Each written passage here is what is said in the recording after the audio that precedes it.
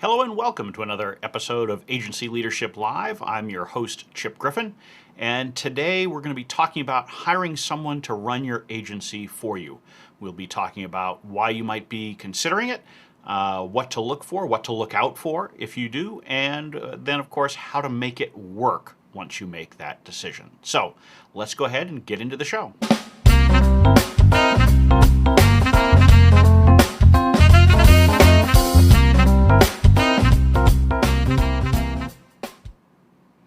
So first of all, happy Monday, everybody. Hope you all had a really good weekend and the week is off to a good start. Today we're going to be talking about something that has come up a number of times in the conversations that I've had with agency owners. It's also something that I've done and frankly have thought about doing with some of my agencies in the past. So I'll be able to share with you some of the lessons from my own experience as well as those of others that I have spoken with and worked with over the years. So, hiring someone to run your agency. Why might you be thinking about doing this? And there's all sorts of reasons that you might want to do it, but I think probably at the top of the list, what most agency owners will tell me is they're tired of the day-to-day operations of the business. They want to step back and be able to focus on the creative aspects of running the business. They want to focus on being innovative and doing outreach and those kinds of things, but they don't want to get bogged down in managing the team and running the finances and all those kinds of things. So that's probably the at least the public explanation that you will get from most folks. I think the reality is that if you're thinking about hiring someone to run your agency for you, it's because for some reason you have lost the passion for the business. And there's a number of underlying reasons that might be driving it. It might be that you're spending more time working on the business than you would like to. It may be that you're not making as much from the agency as you would like to or think you ought to be for the amount of time that you're investing. It might just be that it feels like it's the same old, that you're not getting enough variety. After all, many of us who are entrepreneurs sort of have that itch we need to scratch for trying different things. Perhaps you've got a business on the side in addition to your agency, and that's now drawing your passions. That's one of the challenges that I've had over the years, that I've often been running multiple businesses at the same time, and whichever one I feel the strongest pull to is the one that I'm focused on, and so therefore I may be looking for someone to hire to run that other business, the agency or whatever, so that I can focus on what I want to focus on. All of these things mean that you're not quite as passionate about that business as you once were. And so my first advice, before you go out and start putting together a job description or feelers throughout your network or looking within your own team to see who might be capable of stepping up and running your agency day to day, is to figure out what that underlying root cause is. Because it may be that you can address that and solve your problem so that you don't have to go about finding someone to be your day-to-day operations person.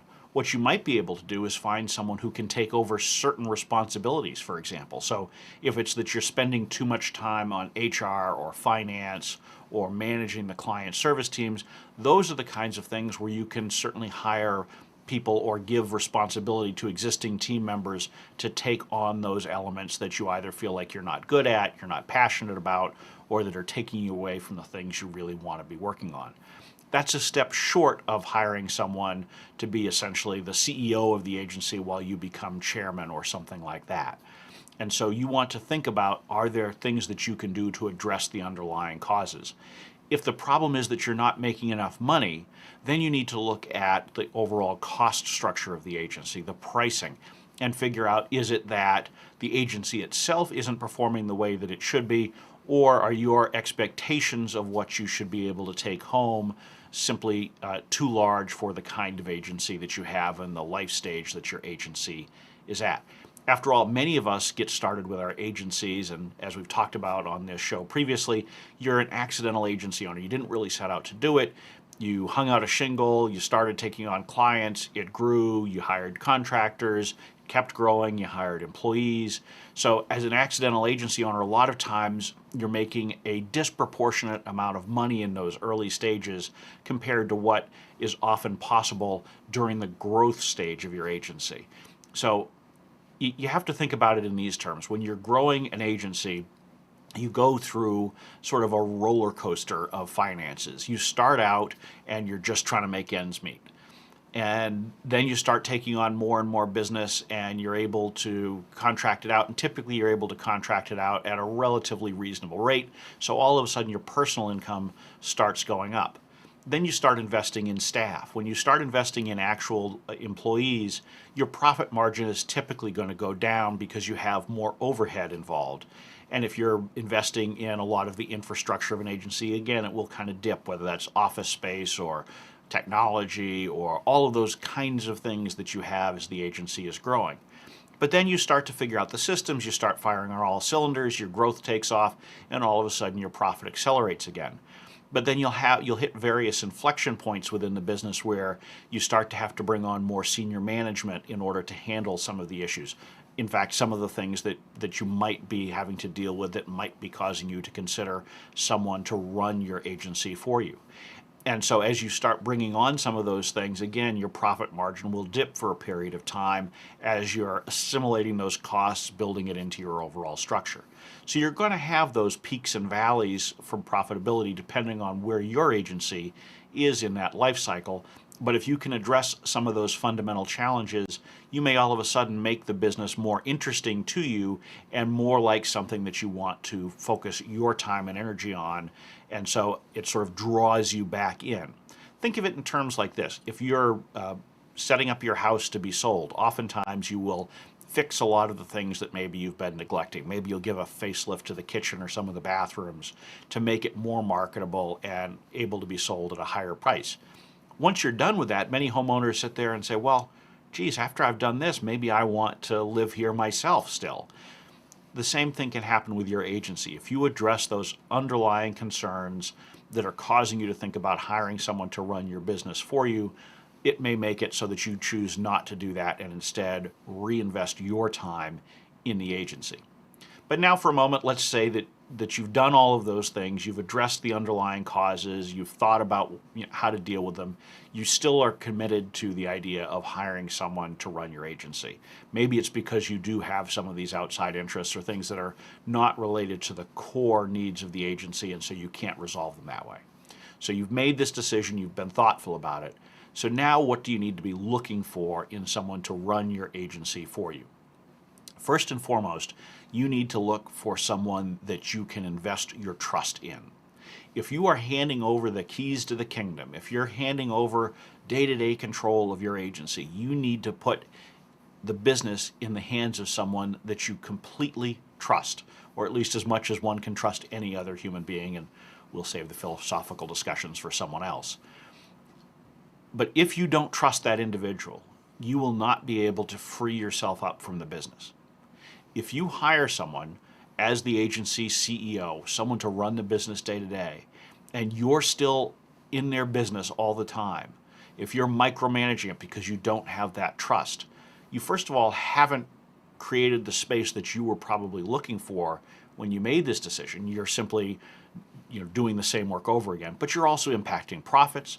And more importantly, you are calling into question the capabilities of that individual, and they will see that.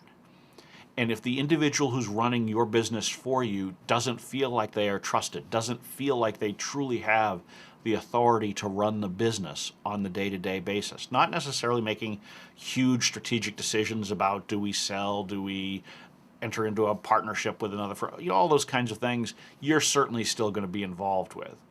But if they feel like you're looking over their shoulder constantly, it's going to demoralize them and make them less effective at what they're doing. So what happens then? You've invested the cost, you haven't freed up your time, and you're not getting the results that you were looking for because that individual isn't performing as well as they could. So trust is absolutely at the top of this equation. And I understand it's going to take time for that trust to build. You can't simply hand over the keys to someone who's just come in and expect that you're going to not check in from time to time. Sort of trust but verify, if you will, to go back to the 1980s and the US-Soviet conversations. But you need to move as quickly as possible to that place where you're trusting them. They're able to report to you the things that they need to report to you, but they're able to handle most of the day-to-day interactions with the team and with the clients on their own. But the other thing that you need to do, and it's part of this trust, is you need to clearly delineate what the roles are.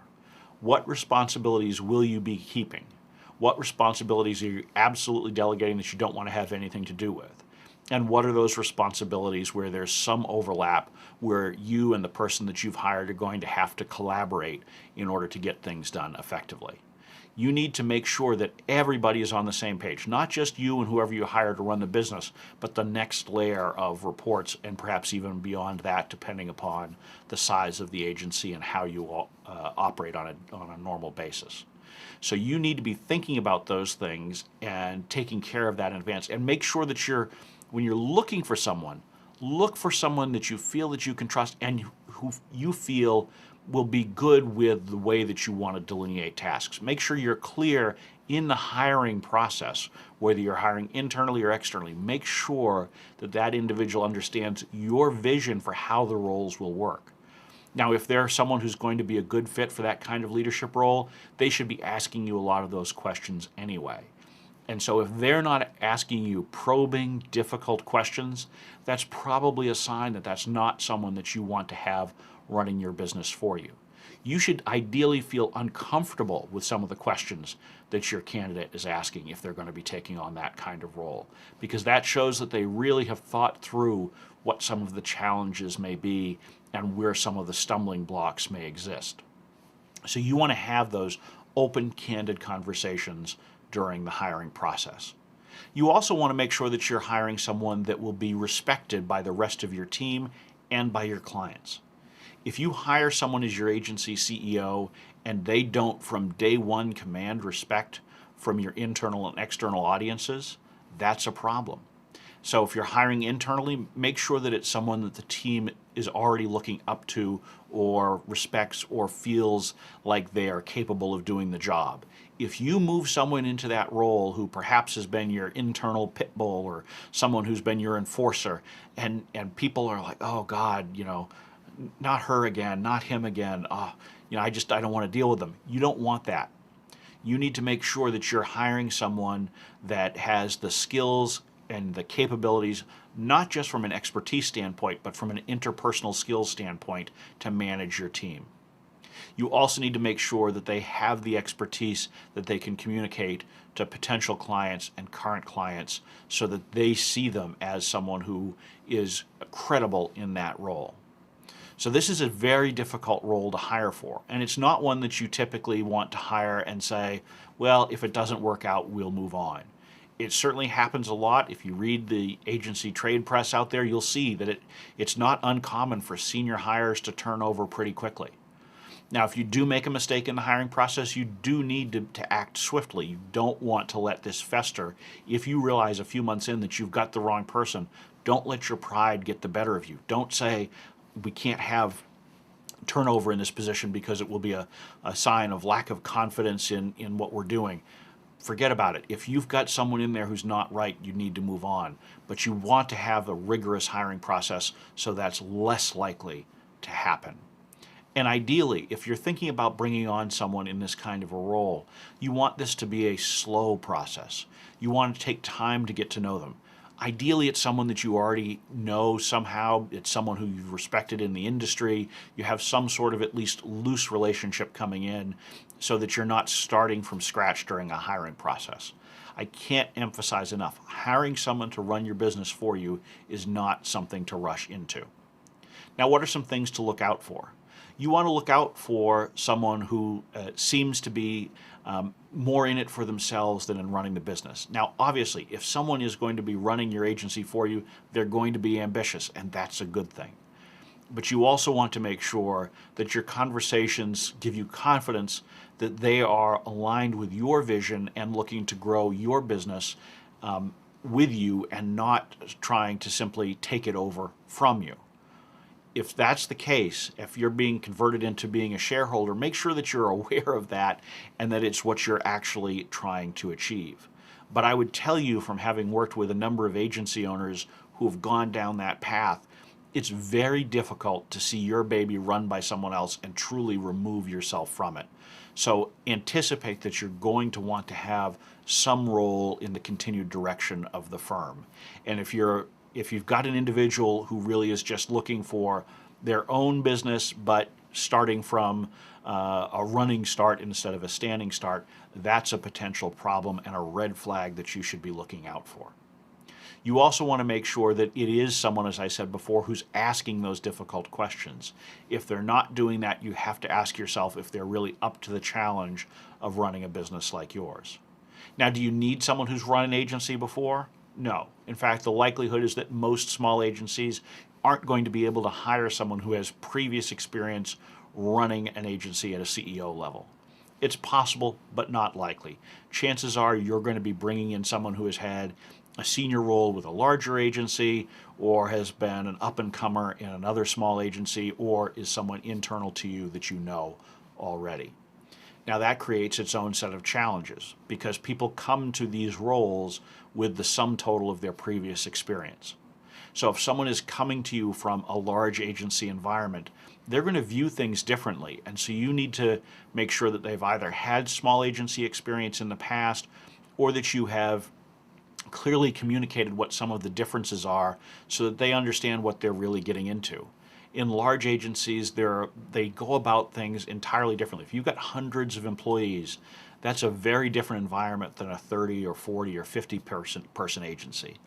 And so you need to make sure that they are comfortable with the fact that they're going to be more hands-on in that smaller environment. The team is more hands-on. You don't have the layers of management and bureaucracy.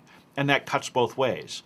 A lot of us like those smaller businesses because it's easier to move through things and you can be more nimble and get things done.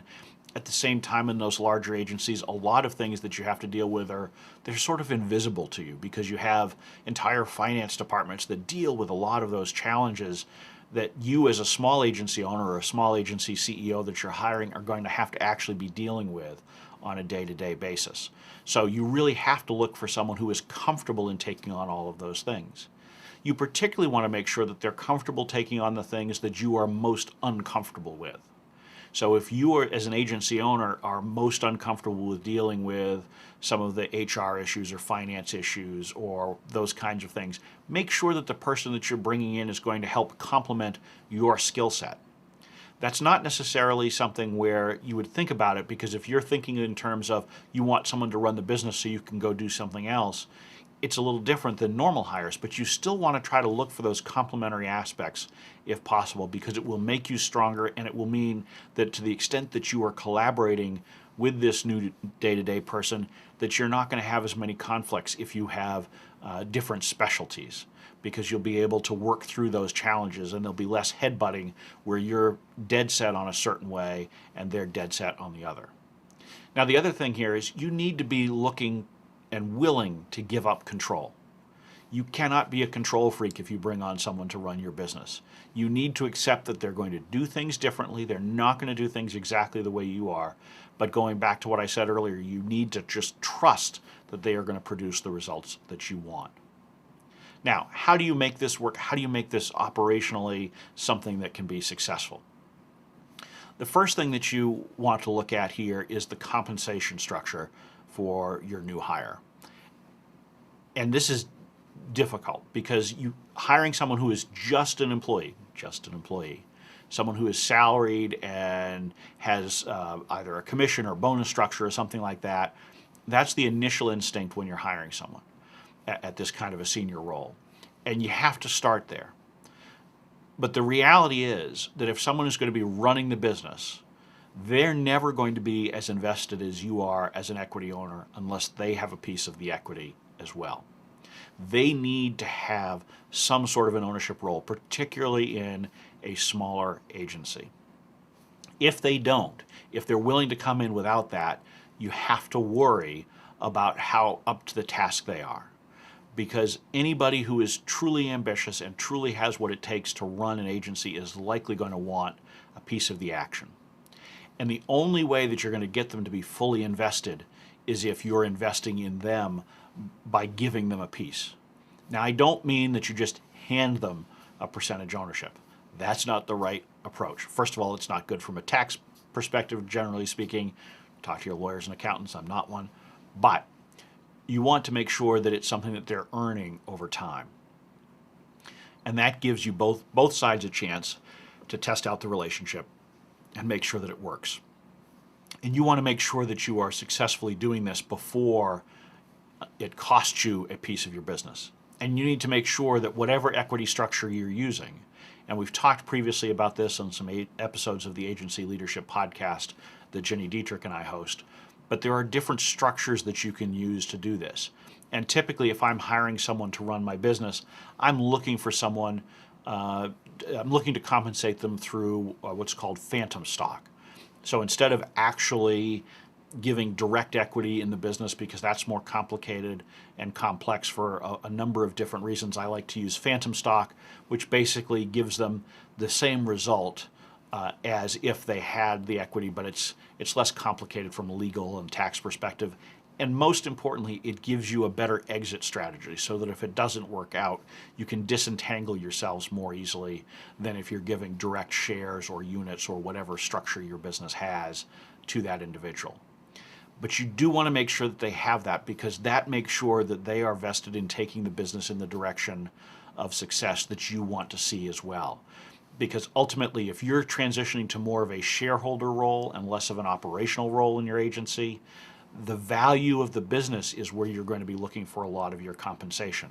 It's going to be coming out of the profitability of the business and the ability to position the business for either a potential sale or just continued growth in value, because that will be likely translating to more money in your pocket over time. So you need to be willing to part with some of your ownership stake in some fashion in order to make this relationship successful. You also need to make sure that you are working to set up a structure where you can communicate as much as is needed, but not too much with this individual.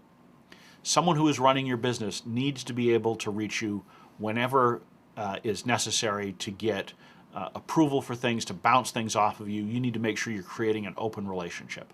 This is not something where at any point, even years down the road, that you should be completely pulling yourself out of it, focusing on something entirely different, and just letting them do everything on their own. You need to stay in touch. You need to remain available. You should have regular ongoing conversations, scheduled conversations with this person. At the same time, you can't overdo it. If you're talking to this person multiple times a day and it's beyond the break-in period, if you will, which will likely be at least a few months in most cases, perhaps longer, depends upon the type of agency you're running, the level of complexity, the nature of the relationships, all of those kinds of things. But if after that break-in period, if you are continuing to have multiple daily conversations, you either are not really having that person run the business for you, or there's something wrong in the way that you're interacting. And so you need to make sure that you're extracting yourself so that, again, going back to that trust component, which is absolutely critical here, that individual is in a position to run the business successfully. Now, I can tell you that there are a lot of challenges here hiring someone to run your business for you, because to me, the biggest challenge is being able to translate your vision to another individual. We are all different. We all have different life experiences. We have different career experiences. We see the markets differently. What you envision for your agency is almost certainly going to be different than what the individual you have running it sees. And so you need to find a way to resolve those visions, or you need to let them run with their vision. If you try to dictate yours, then again, you're still running the agency day to day, and you haven't accomplished what you were looking for when you talked about hiring someone to run your agency for you. Finally, you need to remain involved in hearing from the rest of the team. You can't be in a place where you use the person who's running the agency for you as a shield. And I've seen this with agency owners, and I've done it sometimes myself. In order for me to avoid having to deal with some of the HR issues that can be uncomfortable, I will often just send everything to the individual running the business and say, no, you take care of it. I'm not going to worry about it, right? You need to continue to keep an ear to the ground and understand how your team is perceiving things. Because ultimately, if you're the majority owner in the agency, it's still your team. And so you need to be listening and making sure that the individual is not only doing a good job in running the business from your perspective and reporting well to you, but that they're doing things well from the perspective of the employees and the clients as well, because that's going to be important. Oftentimes, someone who's running a business can look great to the board, to the shareholders, but not so great to others. And eventually that will catch up. So make sure that you are not insulating yourself. Make sure that you're continuing to have some sort of a presence so that you have the level of awareness that nothing sneaks up on you and surprises you. If you do all of these things, you can absolutely make it work to hire someone to run your agency for you. It's not something to enter into lightly. I do believe that most of the time you can resolve the underlying issues short of actually having a new CEO come in and run your business for you. I think the main reason to do it is actually because you've got another business or hobby or something else that is consuming your time and taking you away from the business. So it should be more about what's happening to you and less about what's going on with the business that drives this decision to go down this path. So hopefully I've given you a few things to think about if you're considering hiring someone to run your agency, or if you think about it down the road. Hopefully you'll come back and watch this video, which is a great point because you can come watch any of the videos in the archive, agencyleadership.tv. Always available for you 24/7. Stream them whenever you'd like. Hit the subscribe and notify button and you'll find out about all of these live streams as well as new videos that we're creating. And if you would like some additional resources or you'd like to join the private Slack community we have for agency leaders, just go to agencyleadership.com/join. Become a member of the Agency Leadership Council. It's absolutely free, but completely worthwhile for you to do. So with that, that will bring today's episode to a close. Of course, as a reminder, we are here Monday, Wednesday, and Friday, noon Eastern Time. This Wednesday, we'll be taking a behind-the-scenes look here at the studio. I had posted some pictures on Facebook of the completed video studio that I've been working on the last few months here to bring these shows to you. And on Wednesday, we'll be going behind the scenes and looking at all of the gear and software and tools that I use to do it, so that it may give you some ideas as you are looking to either upgrade your Zoom and webinar video experience, or perhaps you're thinking about doing some live video yourself. Friday, of course, is Q&A, so if you have questions that you would like me to answer on Friday's show, go ahead and drop me an email, chip@agencyleadership.com, or use the Ask Chip functionality on the Agency Leadership website at agencyleadership.com. So with that, that will bring today's episode to a close. Thank you all for joining me, and I look forward to seeing you all back here on Wednesday.